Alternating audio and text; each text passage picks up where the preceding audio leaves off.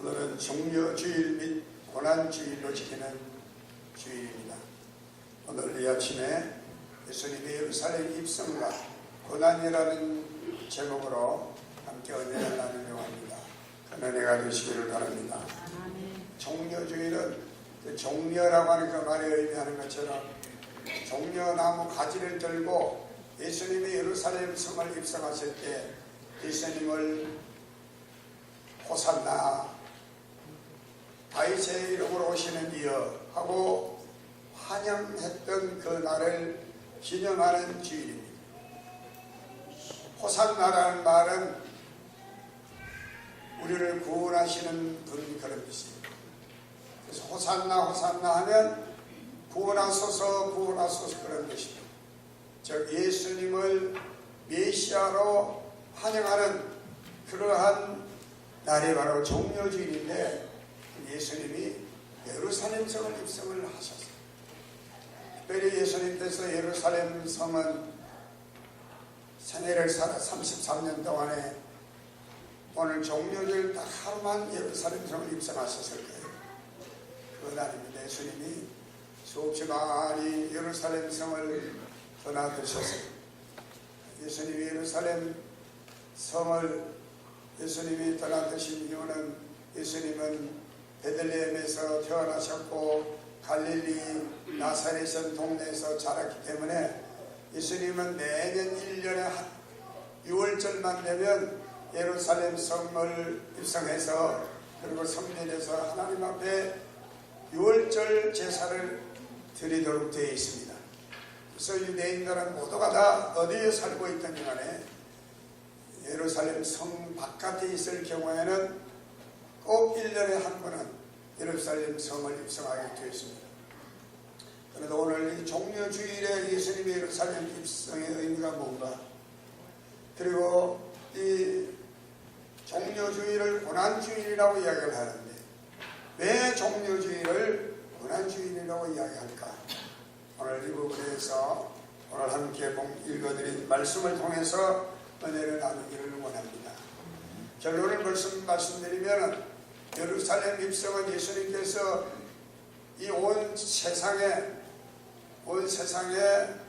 예수님이 왕되심을 선언함과 어울려 메시아로 오심을 공개하는 사건이 바로 예수님의 예루살렘 입성이고, 동시에 예수님이 메시아로 왕으로 자신을 드러내시면서부터 예수님의 고난의 날이 시작이 됩니다.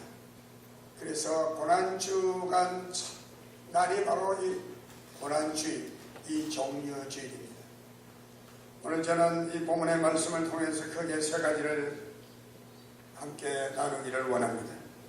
첫째로는 예수님의 예루살렘 입성은 구약의 예언의 성취라고 하는 것입니다.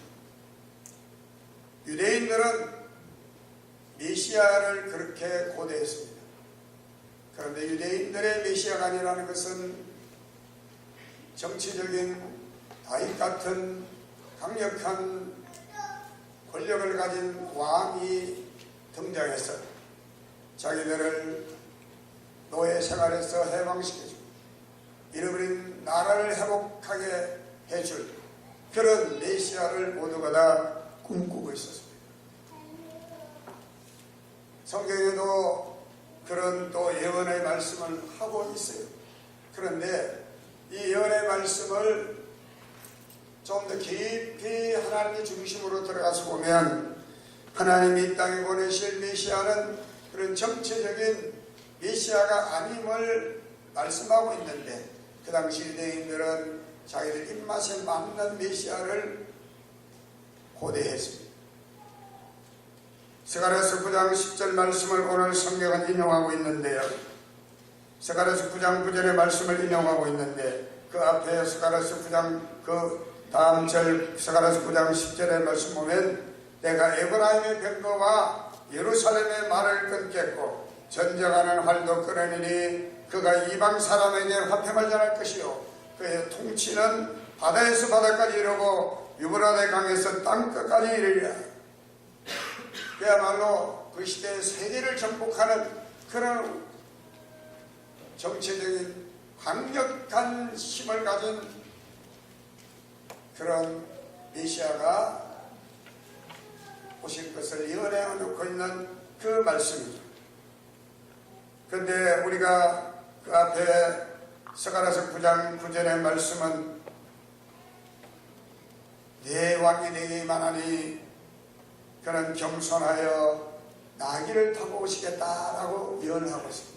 이 두 말씀을 연결해서 보면은 결코 메시아가 오시는데 그 메시아는 세상적인 어떤 강력한 군대를 동원한 세상의 어떤 무력을 동원한 정복자의 모습으로 오시는 것이 아님을 말씀하고 있는데, 그런데 불구하고 당시 유대인들은 예수님이 가는 곳곳마다 병을 고치고 기적을 일으키고 바람과 바다를 잔잔하게 하고 이런 놀라운 능력을 나타내시는 분이니까 그들은 생각하기를 이 예수님이야말로 바로 스가랴서 9장 10절에 예언하고 있는 정복자의 모습으로 자기들의 모시는 메시아라고 생각하고 그들은 종려나무 가지를 흔들고 예수님을 환영했습니다. 물론 예수님께서도 이 스가랴서의 예언의 말씀을 잘 알고 있습니다. 그들이 무엇 때문에 자신을 환영하고 있는가를 잘 아십니다. 그들의 생각과 그들의 기대와 그들의 요구를 충족시켜 주시려고 하셨으면 예수님은 세상 왕들과 마찬가지로 군마를 동원해서 예수님이 예루살렘 성을 마치 개선한 왕천금처럼 예루살렘 성을 예수님이 입성하셨을 것입니다만은, 그러나 우리 예수님은 그들 생각과는 달리 스가랴서 9장 9절의 그 예언의 말씀을 이루시기 위해서 나귀 새끼를 한 번도 타보지 않은 그 나귀 멍에를 낸 적이 없는 그 나귀 새끼를 타시고 예루살렘 성을 예수님께서 입성하셨습니다. 이것은 예수님께서 바로 말씀이신 예수님이 이 예언의 말씀을 주신 하나님 자신이기 때문에 장차 메시아가 오시게 될 때 그 메시아는 세상의 권력을 가지고 정복하고 지배하는 왕이 아니라 겸손한 왕으로서 우리를 죄악에서 구원하실 메시아이심을 예언하고 있음을 너무나 잘 알고 있기 때문에 예수는 그 예언을 온전히 이루신 것이라고 믿습니다. 그런데 군중들은 예수님을 향하여 호산나 호산나 하며 외치면서 다윗의 이름으로 오시는 왕이여라고 하며 환영했습니다. 다윗의 이름으로 왔다는 것은 바로 다윗과 같은 그러한 정복자 왕 같은 메시아를 꿈꾸고 있는 것을 말하고 있는 것입니다. 그래서 누가복음 19장 39절의 말씀 보면 바리새인들과 당시 바리새인들은 이스라엘 백성들이 그렇게 예수님을 화나는 걸 보시고 예수님의 의중과는 아무 상관없이 그들이 이런 말을 하는 것을 봅니다. 우리 중 어떤 바리새인들이 말하되 선생이여 당신의 제자들을 책망하소서. 이 바리새인들은 예수님이 정치적인 왕 같은 메시아가 아니기를 바랬습니다. 왜냐하면 그들은 로마의 정치 권력과 결탁해서 그들의 지배 권력을 누리고 있기 때문에, 그들의 기득권을 누리고 있기 때문에, 그래서 그들은 제자들을 책망해달라고 이야기합니다. 예수님을 환호하는 그들을 책망해달라고 이야기합니다. 당신은 그런 정치적인 왕이 아님을 말해달라고 이야기하는 것과 똑같습니다. 그러나 군중들은 그들이 기대하는 바대로 예수님을 다윗의 이름으로 오시는 메시아, 왕같은 메시아로 그렇게 보았던 것입니다. 오늘 여기서 우리가 분명히 알아야 될 것은 우리 예수님은 철저하게 하나님의 말씀이신 예수님은 말씀을 이루신 분이시라는 사실을 이 예루살렘 입성을 통해서도 우리에게 드러내고 계시는 줄로 믿습니다. 두 번째로 오늘 성경은요, 예루살렘 입성은 조금 방금도 말씀드린 것처럼 세상과는 다르다는 것을 드러내 보여주시는 사건입니다. 세상 왕은 고무도 당당하게 군마를 타고 그리고 백마를 타고 서울 입성합니다. 개선 장군처럼. 그러나 우리 예수님은 세상 왕들과 달리 나귀 새끼를 보잘것없고 초라한 나귀 새끼를 타시고 예루살렘 성을 입성하셨습니다. 예수님은 마태복음 11장 28절로 39절의 말씀 보면 신이 말씀하시기를 너희들은 어린아이 같지 않으면 하나님 나라에 합당하지 않다라고 말씀하시고 누구든지 어린아이 어떤 이 되고자 하는 자는 낮아져야 되겠고 남의 종이 되어야 하리라고 말씀하신 후에 인자가 온 것은 나는 오냐고 겸손하니 내게 와서 나의 멍에를 쥐고 나를 배우라고 말씀하셨습니다. 그리고 마태복음 20장 이제 그 앞절에 앞장에 말씀 보면 예수님께서 마태복음 20장 28절에 뭐라고 말씀하냐면 인자가 온 것은 섬김을 받으려 함이 아니요 섬기려 하고 도리어 자기 목숨을 많은 사람의 대속물로 주려 함이라고 그렇게 말씀하고 계십니다. 예수님께서 나는 오냐고 겸손하다 이렇게 말씀하시면 아무것도 염려하지 말아라. 예수님 그런 말씀들을 잘 하시죠. 나는 오냐고 겸손하다. 예수님 자신이 자신을 향하여 겸손하다고 말씀하셨어요. 그러면 예수님께서 겸손의 메시아임을 자신을 드러내 주신 거죠. 예수님의 예루살렘 입성은 세상 왕들과는 달리 겸손의 왕으로 예루살렘 성을 입성하셨습니다. 자신의 말과 행동이 일치하신 주님이심을 우리에게 드러내 주신 사건인 줄로 믿습니다. 마지막으로 오늘 성경은 예루살렘 입성한 여러분 예수님 자신의 결단이라는 것을 알아야 되겠습니다.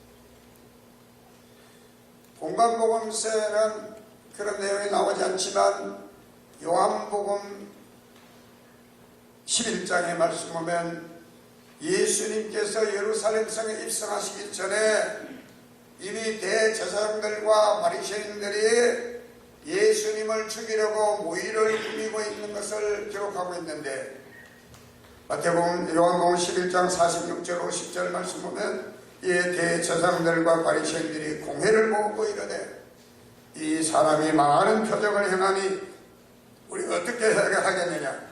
만일 그들을 이대로 두면 모든 사람이 그를 믿을 것이요 그리고 로마인들이 와서 우리 땅과 민족을 빼앗아가리라 하니 그 중에 한 사람 그 해의 대제사장인 가야바가 그들에게 말하되 너희가 아무것도 알지 못하도다. 한 사람이 백성을 위하여 죽어서 온 민족이 망하지 않게 되는 것이 너희에게 유익한 줄을 생각하지 아니하는도다.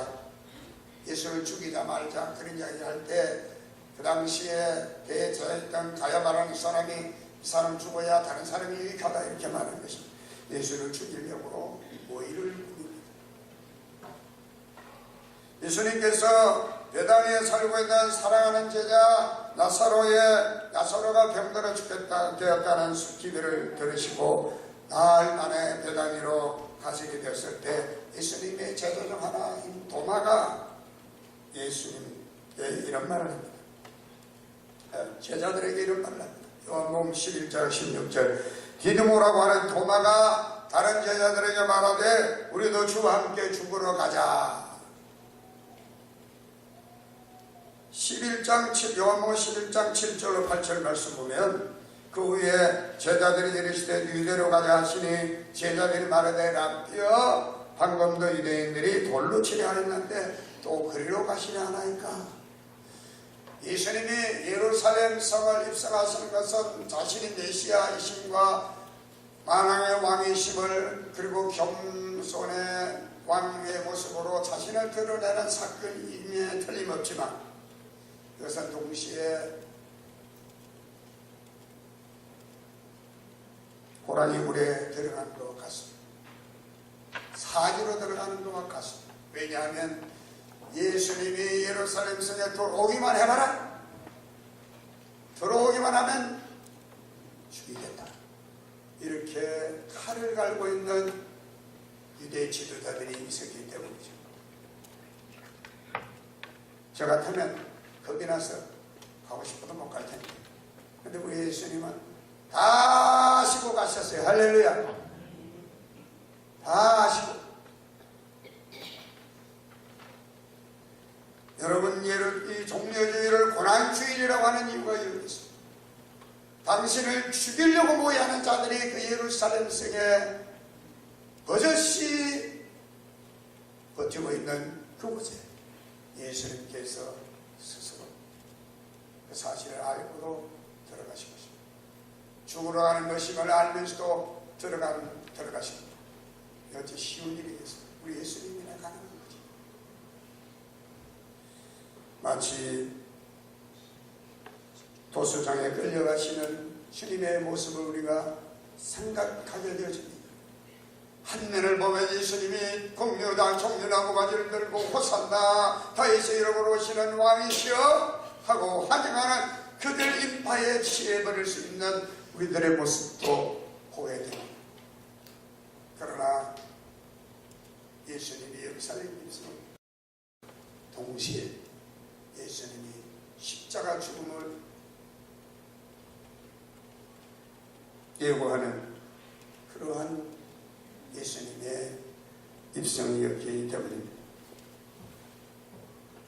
예수님께서는 온 인류의 죄악을 담당하시기 위해서 스스로 이 고난의 길을 택하셨습니다.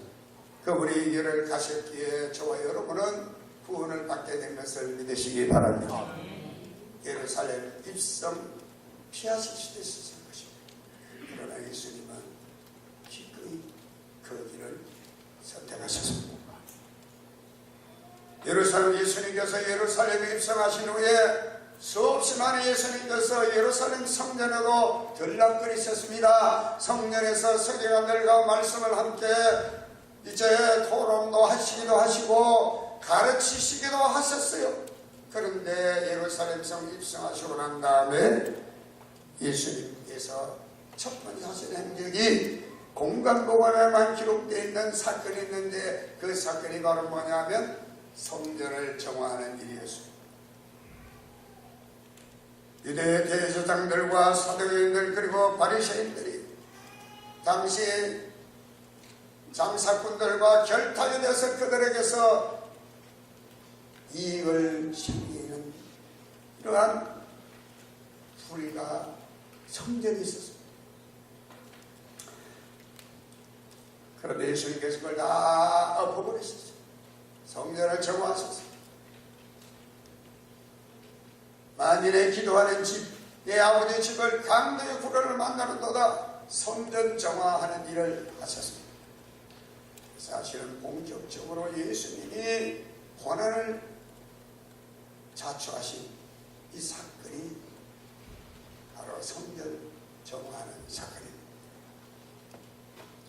왜냐하면 그들은 성전에서 이익을 챙겨서 그들의 비장을 만들고 그걸 가지고 위에 상부에 또 상납하고 뇌물로 써서 자기들의 자리를 보존하고 자기들의 기득권을 지키는 여전히 성전이어야 할 성전이 오늘 이야기하면 교회되어야 할 교회가 교회되지 못하고 성전되지 못하는 그런 불의하고 불법한 모습이 있었기 때문에 예수님이 이것을 용납지 아니하시니까 자기들이 이게 끊어질 줄 알고 예수님을 죽이려고 했던 것입니다.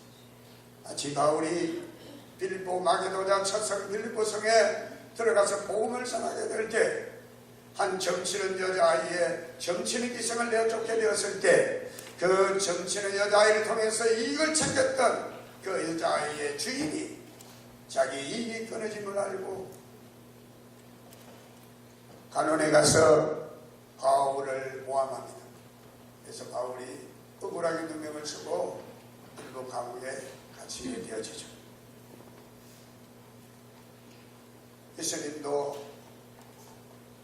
예수님께서 이 고난의 이 길, 예루살렘 입성이라는 것은 영광만 있는 길이 아니라 예수님의 고난이 있는 길임을 성경은 우리에게 말씀해주고 있습니다. 사랑하는 성도 여러분, 고난주의를 맞이해서 우리 주님께서 만왕의 왕으로 만주의 주로 이 땅에 오심을 우리는 종려나무가 아니라 우리의 모든 것을 다 가지고도 주님을 찬양해도 모자랄 줄로 믿습니다. 그러나 우리도 그 당시에 유대인들처럼 예수님을 오해하고 있지는 않습니다. 나의 모든 죄를 대신 짊어지기 위해서 겸손의 모습으로 이 땅에 오셔서 우리를 섬기신 그 예수님의 그 메시아의 성을 우리가 망각하고 있지는 않습니다. 오늘 저와 여러분이 그 예수님을 우리의 마음의 성전에 모실 수 있게 되시기를 바랍니다. 아멘. 그래서 바울은 그 주님을 자기의 마음의 성전에 모시고 이제 그리스도의 남은 고난을 내 육체에 채운다고 고백을 했습니다. 겸손하신 주님 섬김을 위해서 오신 그 주님 우리 마음의 성전에 모심으로 저와 여러분이 겸손함과 섬김의 길을 갈 수 있게 되기를 바랍니다. 그리고 예수님은 고난을 두려워하지 않았습니다. 죽음을 두려워하지 않았습니다. 고난이 없는 영광이 없고 죽음이 없는 부활이 없고 십자가가 없는 멸류관이 없다는 사실을 예수는 우리에게 보여주시고요. 예루살렘 입성은 영광만 받는 길이 아니라 자기를 죽이려고 모의하는 자들이 버티고 있다는 사실을 알고도 스스로 그 길을 선택할 수 있는 것처럼 고난도 두려워하지 말고 어떤 위협도 두려워하지 말고 우리가 선택할 수 있는 믿음과 용기가 되기를 바랍니다. 어떤 분은 믿음은 모험이라고 이야기합니다. 그렇습니다. 우리의 힘으로 할 수 없으나 하나님의 영으로는 할 수 있음을 믿고 여러분 우리 앞에 어떤 어려움이 있어도 두려워하지 말고 담대한 믿음으로 기꺼이 나아갈 수 있는 저와 여러분이 되었으면 좋겠습니다. 아멘. 바울은 고백하기를 믿음의 선한 싸움을 싸우고 나의 달리기를 다 마치고 이제부터는 나를 위하여 의의 멸류관이 예비되으니 나뿐 아니라 주의 오심을 기다리는 모든 자에게 돈이라고 말했습니다. 여러분 우리 주님이 이 고난의 이 길을 선택하시면서 고난 이후에 영광이 있고 십자가 이후에 멸류관이 있고 죽음 이후에 부활이 있음을 우리에게 보여주시기 위해서 주님이 이 길을 가신 줄로 믿습니다. 여러분에게도 고난이 있다면 그 고난은 나에게 영광을 주기 위한 유익의 길임을 고백하시게 되기를 바랍니다. 십자가를 지려 하시는 십자가는 고통이요 희생 같아 보이지만 그 십자가 이후에는 멸류관이 있음을 기억하시기를 바랍니다. 지금 죽는 것 같으나 죽음으로 끝나지 않고 우리에게 부활의 영광이 있음을 기억할 수 있게 되기를 바랍니다. 기도하겠습니다.